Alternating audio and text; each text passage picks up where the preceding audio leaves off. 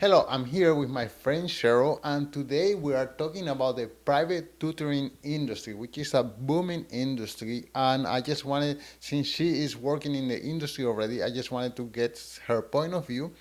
So, Cheryl, thank you for joining me. Yeah, thank you for inviting me again. So, I know, Cheryl, that you teach kids in China Mhm. how to speak English, Mhm. and I know that this is an industry that have been growing throughout the years. So I just wanted to get your take. What is it like? How many hours do you work? Uh, do you work as much as you want to? Just give us a general sense of what is your work like. Yeah, this is something that I just took up about a year and a half ago. I teach two different organizations that both operate out of China. One is called VIP Kid, the other one is called Q Kids. There are many similar platforms that all target the same group, which are children in China ages 4 to 12 of all different levels. And basically, at the moment, I'm teaching probably about 20 classes, 20 half-hour classes per week. And they're early mornings because of the time Time difference. change, the time difference between Eastern Standard Time and Beijing time. And yeah, these different platforms all have their own curriculum. So I don't have to devise the curriculum myself. I basically have to learn a little bit how each of them works. And yeah, they just want basically a native English speaker just to yeah be sure that the kids are learning with proper pronunciation and yeah the parents are looking for the American culture as well. Right. But okay, so you are teaching kids in China how to speak English, but in the United States, for example, there are a lot of tutors who not only who teach mathematics, who teach logic, who teach writing skills, and the major purpose for this is to teach them how to pass an exam. In the United States, Hmm. is the SAT, Hmm. and I know that in China they're also looking forward to pass on some kind of exam.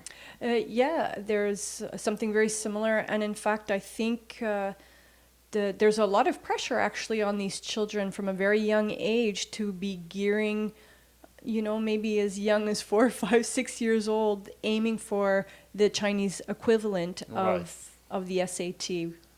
So you told me even that there are some kids 4 or 5 who are already reading English. Well, this is it. I was very impressed with at least a couple of my students, 4 years old, who are reading English. I mean, a native English speaker. I don't think I was reading English when I was 4 years old. So it really is quite impressive. But the main reason for this is that we know is the road to success is to get into let's call that the quote unquote success is to get into one of these brand name universities, and then ideally after you graduate from one of these brand name universities, you get one of these top employers who will hire you. Hmm. So in order to get into one of these brand name universities, you have to have good grades, and the acceptance rate of those universities, for example, Harvard or Stanford or Yale, is about 5%. So the Mm. competition is fierce. It's Mm-hmm. fierce. Mm-hmm. Yeah, well, I wish I knew a little bit more about the Chinese experience from my standpoint. Sometimes I feel a little sorry for the kids because here they are, I'm teaching them after they already had a full day of school, and then sometimes I ask them, "Oh, what will you do after class?"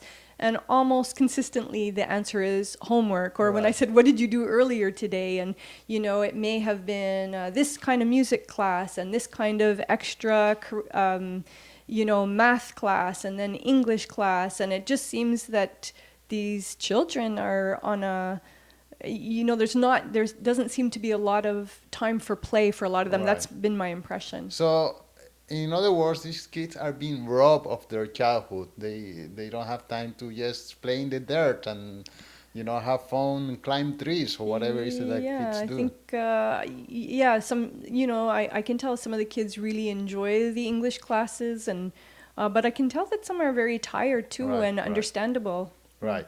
And you know, in the United States, for example, the competition is so fierce that some parents are willing to commit felonies to get their kids Mm. into school. Last year there were two cases. One of them, Felicity Hoffman, was Mm-hmm, it? mm-hmm. She paid to have the SAT exam altered. She paid $15,000 Mm. for someone to change the responses of her daughter in order to get into a school. And there was another actress, Lori, I forgot her last name, Laughlin. Laughlin, Yeah, I something think so. like that, and she paid $500,000 Mm. to have her two daughters considered as athletes so they could get into a school. So this is crazy. Yeah, it is. It is. It's yeah. I feel in this day and age there are so many kinds of occupations and yeah, different types of things that people can be doing. And why aren't children kind of geared and encouraged towards where their aptitudes Right, are right. rather than cheating and pushing them in a direction that maybe they're not actually fit for? Do you think this is like a higher level of a status symbol? After all these people with money, they already have the big house, they already have the nice car, Mm, they already have the latest Apple Watch now, mm, but this is something that can really brag about. Not everyone, mm. only 5% of your kids can get into this Yeah, college. I would be curious. I don't know if in those reports about Felicity Huffman's kids and Lori Loughlin's kids, like, what did their children think of their parents getting them in? Maybe the kids really want that, and I mean, not that that would justify that behavior, but like when I think about the kids that I'm teaching, 4, 5, 6, 7 years old, like, what if they want to be, I don't know, A an fireman, artist, an artist, yeah.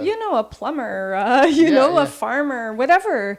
And that's a lot of pressure on a 6, 7, 8 year old to be learning, their whole life geared towards something that maybe they don't want to do. And, at some point, if they do go against their parents, that would be a really difficult thing Yeah. to do after all that effort, time, money, etc. spent. Yeah, well, from what I know, it wasn't as important for the kids as it was for the Mm, parents.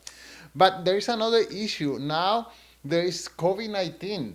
And what is that creating? A lot of parents are afraid to send kids mm, to school. mm-hmm, So uh, that's frightening. mm-hmm, mm-hmm. Like, let's say my kid go to school and he gets coronavirus and then infects grandmother. Mm. Then Yeah, that's tough. yeah, yeah. So for sure, online classes are booming, both regular classes and for sure, I guess it has an impact on the tutor industry as well. Okay, and do you know what are, I guess, can we talk about what are the requirements to become a tutor? For example, Yeah. what do you have to do to become a tutor Yeah, or a for the teacher? for the type of tutoring that I do or the type of teaching that I do is very specific. There's so many different organizations and they all have slightly different criteria, but most of them require that you have a minimum of a bachelor's degree in it could be in any field, and they want you to have some kind of English as a second language certificate. Popular ones are TESOL, TEFL, TESOL. And they do a background check. You Okay. have to do an interview and then a couple of mock classes. And Wow. so there's quite a few stages in the So hiring process. in your case, it's regulated, but as far as I know, here in Montreal, someone just can declare themselves a tutor. Mm, No, of course, the thing that they're tutoring, the mathematics or the English mm, or whatever, and they can just say, "Hey, I'm a tutor." I think the average pay for that is about okay. $22, so it's Yeah. not bad.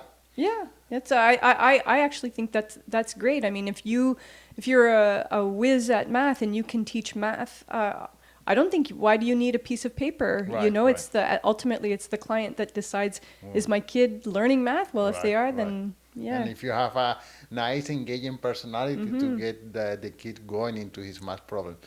Okay, so let's talk about the final question. Is this something, okay, in your case, if you had kids, will you get a tutor for your kids?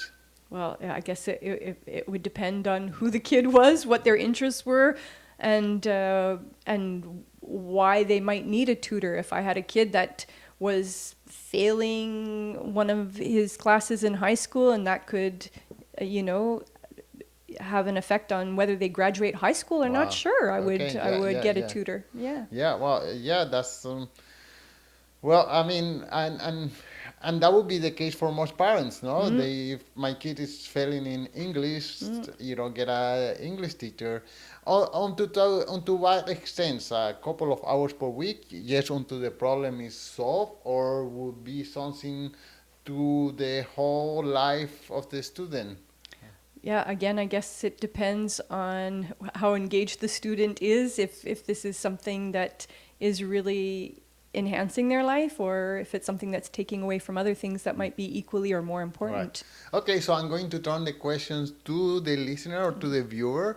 Would you consider hiring a tutor for your kids? Please leave it in the comments and let us know. Let us know how you feel about this booming business, which is the private tutoring business. Thank you for listening. Thank you, Cheryl. You're welcome.